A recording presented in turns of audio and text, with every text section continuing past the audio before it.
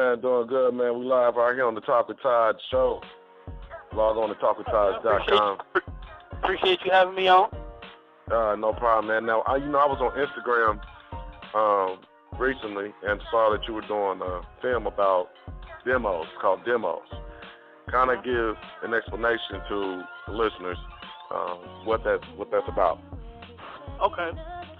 Demos is a documentary film about the aspect of the music industry that a lot of people don't get to hear about. It's told from an independent perspective for the most part, meaning there are tons of independent artists in the game right now actually making a decent living. They might not be the billionaires and the Puffys and the Jay-Z's of the world, but cats out here making a good $80,000 to $100,000 a year and just doing what they love. So the film talks about how you don't necessarily have to sign to a major record label in order to be quote-unquote successful in the music industry, because we know success is relative. But we don't say that independent is the only way to go. We just, artists are just speaking on different options that you can take, and if you're trying to be on a major label, all the stuff you need to do in order to even get prepared for that. The industry has given artists now a platform of education, whether it's been music seminars, whether it's been documentaries like Demo, whether it's been just regular interviews and artists have just given out information. We just recently did a round table with the Hype magazine where there were industry execs, artists giving out more information. In 2013, why is it that artists still have not taken the time out to educate themselves and still making these same mistakes they've been making throughout the years and signing the wrong deal versus signing the correct deal? You know what? I'm going to borrow something that I heard Kevin Hart say in the world of comedy. He said something to the point of everybody wants to be a superstar, but they don't want to put the work in that it takes to become a superstar. And what that means is work, and any job, anything you're trying to do in life requires research. Cats are lazy. And the sad part about that is we live in the internet age where you can literally just go type in a few words and get probably all the information you need. Or you could easily go, like you said, go to one of these seminars. You could go get demos. There's so many things out there for artists to take advantage of, but in the end, people want the superstar status without doing the superstar work. It's the age-old thing. Just like how they used to say, the old thing that said, if you don't want a black man to find out about something, put it in a book. You know what I'm saying? And of course, that's just like a stereotypical saying, but it's true in a lot of cases. And I don't mean just, when I say black man, I'm just using that as an example. But hip-hop is the same way. It's a very irresponsible art form. People want to rhyme and spit, but they don't even want to put the work in. Now, where do you said something and it kind of threw me. Irresponsible. That's an interesting word to use. Now, explain what you mean by irresponsible culture, because hip-hop has become more reckless than in years past. Reckless meaning more imprisonment, more artists going to prison. A lot of artists have been dying to the result of health issues because we're not taking care of our bodies while we're on that road. Mm-hmm. Mm-hmm. Where are some of the... Go ahead. No, go ahead. My bad. Go ahead and finish this thought. What are some of the other issues within the culture that is making it what you call an irresponsible platform? How much time we got on the show? No, but seriously though, first thing I'm gonna say is touching back to something that just stems not just out of hip hop culture, but just out of the culture of the streets in general. We want fast money, or as No ID says in the film, people want fast food. Again, it goes back to people not wanting to put the work in. I'm just going to keep it real, we have a very poor work ethic. Not all of us, when I say that, but a large majority of us have a very poor work ethic. That leads to irresponsibility right there in itself, because if you're not willing to work, then you're not going to get the results you want. And then, say for instance, not only that, now also, the irresponsibility comes in also is hip-hop now has become the new crack.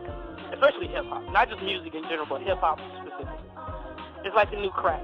People don't rhyme, not everybody, but there's a large percentage of people who say all the time, like, oh, man, I'm just trying to get my hustle on. If you start treating the music and anything creative like a hustle, that is exactly what it's going to be, a hustle. You won't care about the integrity or what you're saying or how you're doing it or how you get the money or the capital to put out the album. You're going to take it from anywhere. You're going to do anything you got to do to get it because all you thinking is fast money. And the sad part about that is, if you in the music industry for fast money, you in the wrong industry. Everybody tells you that. Yes, there are a few shining examples. Yes, Jay used to sell, crack, and he eventually became one of the most powerful businessmen in the country. Baby, and Slim over there, Cash Money, they definitely doing them things. Dre, but all of those, that's a very few and far between.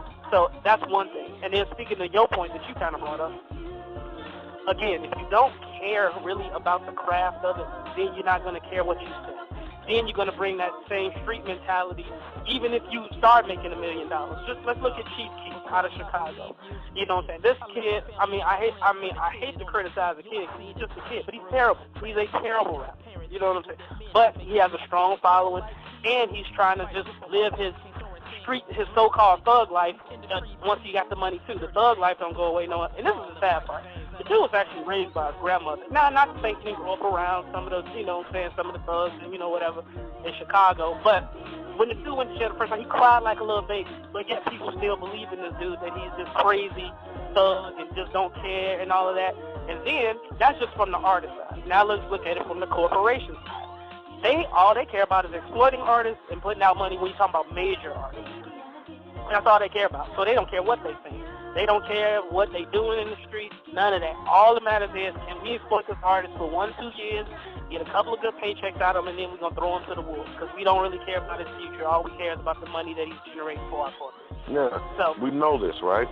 Artists are told this. Artists know this. Once again, this is a consistent pattern with the mindset of a lot of artists. They know the major labels have a different level of care about them than a person that's close to them. Okay, I don't think the artists know how to separate the business care from personal care, and with knowing that the industry is a certain way, knowing the things that you have to sacrifice and do, why are artists still taking that chance versus going independent or taking the time out to grind their craft? So what is Demos? What in the documentary of Demos is going to help these artists and get understand and give them a better way of going about their music career? You know what? Great question.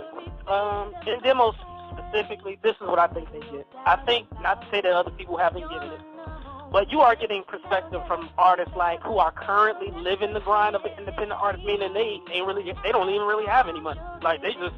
And we got artists like that in the film. And I say they're not making any money, but they're not balling out by any means. We got artists in the film like El Prez from LA. We got Skyzoo, who's on the come up, and he definitely makes a little bit of money, but he's not killing it like that. But then we also got some old hands in the film, like the Max 10 and the Naughty by Nature. And for people who might think they even balled, and DJ Quick's in it too. It's Black Talk from the Roots. Now, Black Talk from the Roots is making some significant money because they got the shit styling. But a lot of the artists like Naughty by Nature, all their money comes from touring and stuff like that. So you got these people speaking from the heart. That's the thing. So to me, that's dope about Demos. It's not like it doesn't feel like a seminar normally feels. Like a seminar normally feels, like you got people in the audience, then you got people sitting on the platform, like an elevated platform, almost like if you look at it, it's almost like a natural hierarchy just based on the physicality of it, because usually people are sitting up or sitting at a table on stage, and the people are looking up to them. In our film, it's almost like we call candid moments of these artists just talking amongst themselves, and we just call it on film.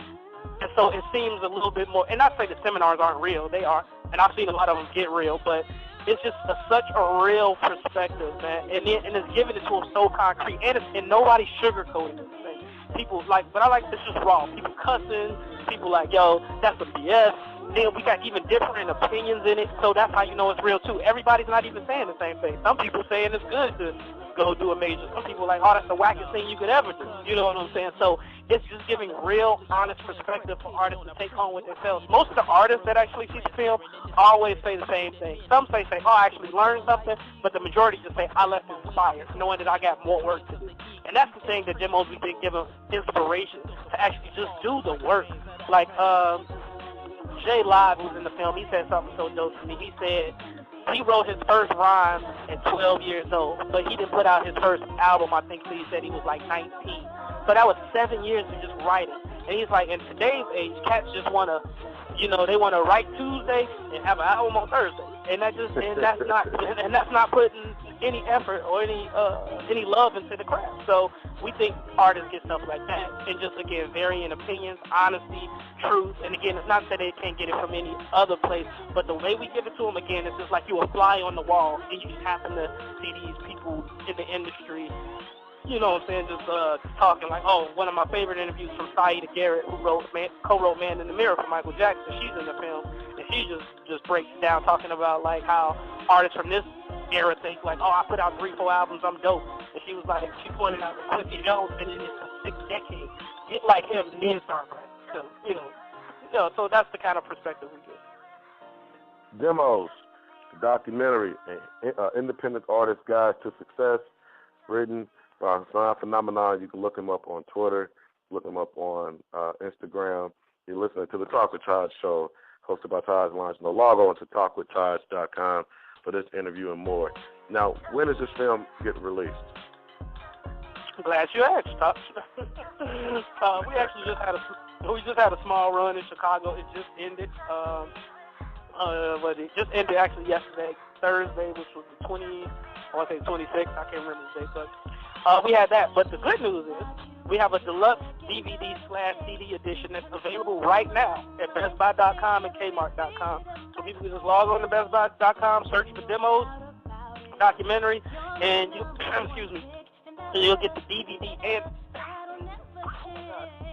and the soundtrack for like about I think it's about $14, and you get some bonus footage that we didn't show at the screenings and stuff like that. You get like interviews with the producers, like some stuff like that. You get some full interviews that we didn't get to show in the film, stuff like that. So it's a cool little package. I actually didn't have to, but I copped one myself just to go get one. That's what's up. Hassan Phenomenon live on the Talk with Taj show, talking about the documentary Demos for all independent artists. Here's your guide to success. So many people have, sacrificed and took time out to educate artists, and they need to take full advantage of the information that's been given to them. Anything else that you would like the listeners to know about Demos documentary? Yeah, man. I would say this is some of the best compliments I ever got. Even people who aren't even in the music industry that saw it or have no care to be in the music industry, they love the film too because they felt they could just relate it to their personal life. Again, it can be quite inspirational, and I just want to give a real quick shout out to the director of the film, Kareem Ford, who, if it wasn't for Kareem, he came to me with the idea, and he was like, yo, I just need your help to write it, film, and blah, blah, blah. And I jumped on board immediately because I thought it was such a dope idea. So if y'all want some more information about Demos, man, just go to demosdocumentary.com. A bunch of your favorite artists in there. A bunch of artists you might not have even heard of are in there, too, so you can get to know those artists, man. And I just want everybody to just, live your dreams, because even this process we're doing Demos was a dream for us because we virtually did it with almost no budget. Demos, a documentary, DVD and CD combo available at Best Buy and Kmart. There's one in every hood. There's one in every city. Stop by and support. Stop by and support the project. Hassan Phenomenon. You can log on to him on Twitter and Instagram. And I'm gonna spell this out for some of y'all who's probably gonna misspell this. That's HASSAHN PHENOMEN. Bro, your name long. Just, you know what? I always tell people, Google me. Just Google Hassan. You can even just Google my first name. I will come up. Hassan Phenomenon, live right here on the Talk with Todd show, talking about Demos, the documentary, an independent artist guide to success, man. Appreciate you coming on the show. Any last words for artists? Last word for artists. Make sure y'all support my man Taj on Talk with Taj. That's what you want to do. Also, support other independent talent. That's including Taj, because he's his brother doing his thing. his radio show independently. We doing our thing independently. That's what I just want to say, man. Support each other. That's the only way we can make it is we support each other, and that's what's up. I appreciate it, man. Sound Phenomenon. I appreciate you, man. Hey, definitely come back on the show so we can talk about the success of Demo, the documentary. And matter of fact, I might have to come up to the shop. I don't know, you in LA or Chi-Town now? I'm in Chi right now. I might have to come to the Chi, man. You got to escort me around. I don't want to get shot. Yeah, don't worry, man. I know how to maneuver. I know how to maneuver through my city. You're good.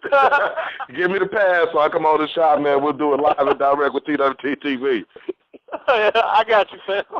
All right, take care, man. We talk to y'all later on the Talk with Taj show. Log on to talkwithtaj.com and Sound Phenomenon on Twitter and Instagram. Y'all take care out there. All right, yo. Appreciate it.